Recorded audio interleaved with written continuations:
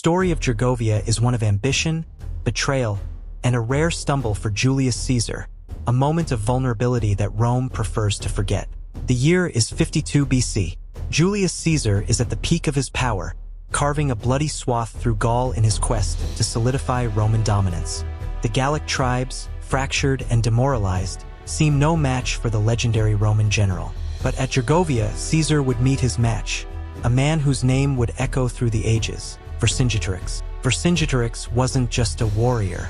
He was a unifier, a leader who could rally disparate tribes under one banner and inspire them to resist a seemingly unstoppable enemy.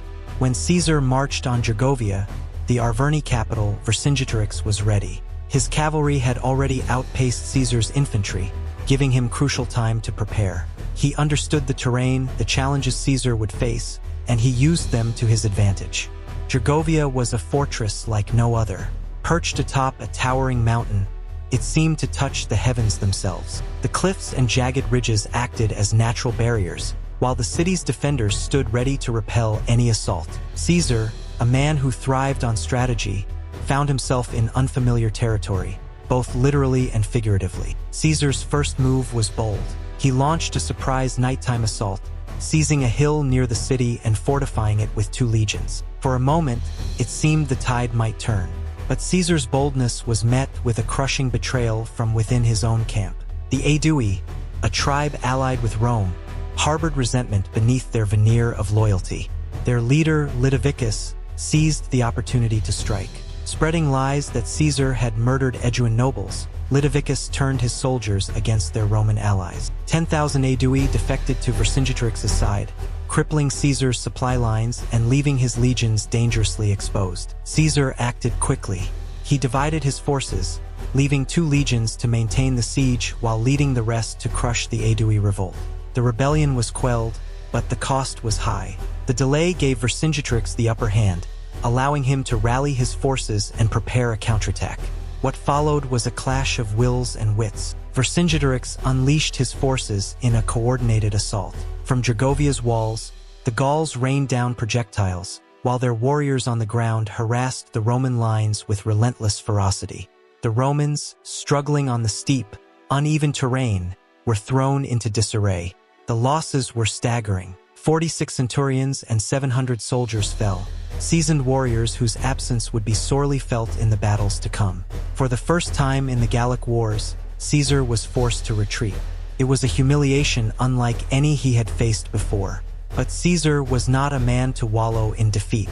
He rallied his troops, praising their courage and framing the loss as a consequence of treacherous terrain rather than Gallic superiority. His retreat across the Loire River was not a surrender, but a strategic regrouping. Meanwhile, Vercingetorix basked in his victory. The Gallic tribes, emboldened by the success at Gergovia, rallied around him.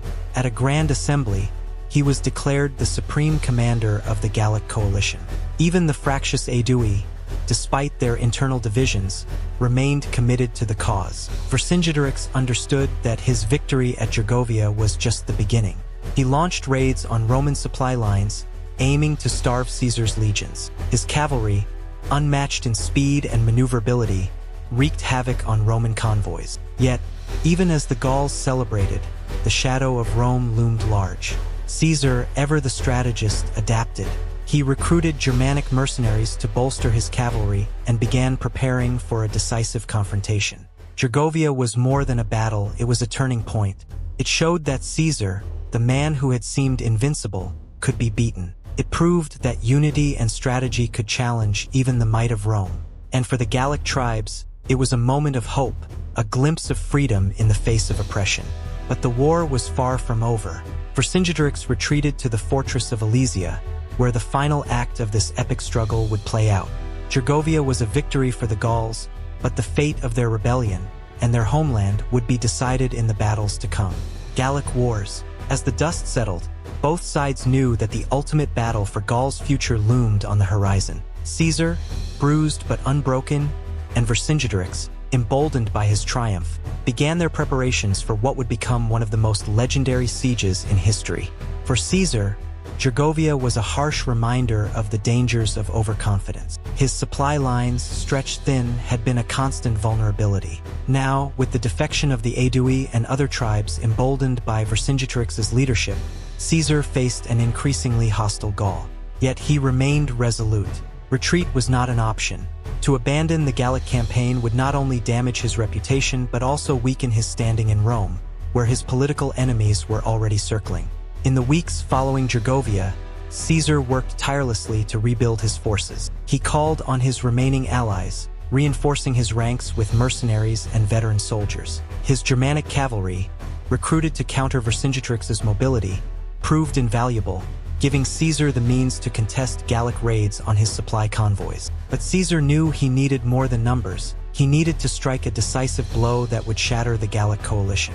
Meanwhile, Vercingetorix was consolidating his power. The victory at Gergovia had solidified his position as the supreme commander of the Gallic forces, but his coalition was not without its fractures. The Aedui, though publicly committed to the rebellion, chafed under his leadership, and old tribal rivalries threatened to undermine the fragile unity he had achieved. Still, Vercingetorix's charisma and tactical brilliance kept the coalition together, for now. Recognizing the need to weaken Caesar before he could regroup, Vercingetorix unleashed a scorched earth campaign across central Gaul. Villages and towns loyal to Rome were burned to deny Caesar's army food and shelter, and Gallic cavalry harried Roman supply lines at every opportunity. For the Gallic tribes, this was a devastating but necessary sacrifice. The survival of their homeland depended on their ability to starve Caesar into submission. Caesar, however, refused to be cornered. He adapted his tactics, moving with uncharacteristic caution and avoiding the traps Vercingetorix had set for him. As he advanced deeper into Gaul, he relied on his engineers to build fortified camps and his scouts to anticipate enemy movements. His ultimate goal was clear: to force Vercingetorix into a battle on terms that favored Rome. The turning point came as Vercingetorix made a fateful decision. Believing his position unassailable, he retreated to the fortress of Alesia, a hilltop stronghold surrounded by steep terrain and thick forests. It was the perfect defensive position, and Vercingetorix was confident that Caesar would not be able to mount a successful siege. But Caesar had other plans. When his legions arrived at Alesia, they began constructing a massive system of fortifications, encircling the fortress with walls, trenches, and watchtowers. This was no ordinary siege. It was a masterpiece of engineering designed to starve the defenders into submission while repelling any attempts by Gallic reinforcements to break the encirclement. Vercingetorix, trapped inside Alesia, sent out riders to rally the tribes. A massive relief force, numbering in the tens of thousands, was soon assembled to break the Roman siege. For the Gauls, this was their last, best chance to crush Caesar and reclaim their freedom. The Battle of Alesia would become a contest of endurance and ingenuity. Inside the fortress, Vercingetorix's warriors fought to survive as their food supplies dwindled. Outside, the relief force launched wave after wave of attacks on Caesar's fortifications. And in between, Caesar's legions held their ground, fending off the relentless assaults with grim determination. The climax of the battle saw the Gauls unleash a coordinated attack from both inside and outside the fortress. For a moment, it seemed as though Caesar's lines would break. But in a dramatic counteroffensive, Caesar personally led his troops into the fray, rallying them to victory. The relief force was shattered, and Vercingetorix, realizing that all hope was lost, surrendered. Alesia marked the end of organized resistance in Gaul. Vercingetorix, once the hope of his people, was paraded through Rome as a prisoner before being executed in the Forum. For Caesar, the victory secured his place as one of history's greatest military leaders, paving the way for his rise to absolute power. But the legacy of Gergovia and Alesia is not so easily forgotten. These battles were not just about strategy and tactics. They were a clash of cultures, a struggle for survival, and a testament to the resilience of the human spirit. Even in defeat, Vercingetorix became a symbol of resistance, a reminder that even the mightiest empires can be challenged by those who refuse to submit. The Gallic Wars may have ended with Caesar's triumph, but the echoes of Gergovia and Alesia still resonate. They remind us that history is written not just by the victors, but by those who dare to defy them.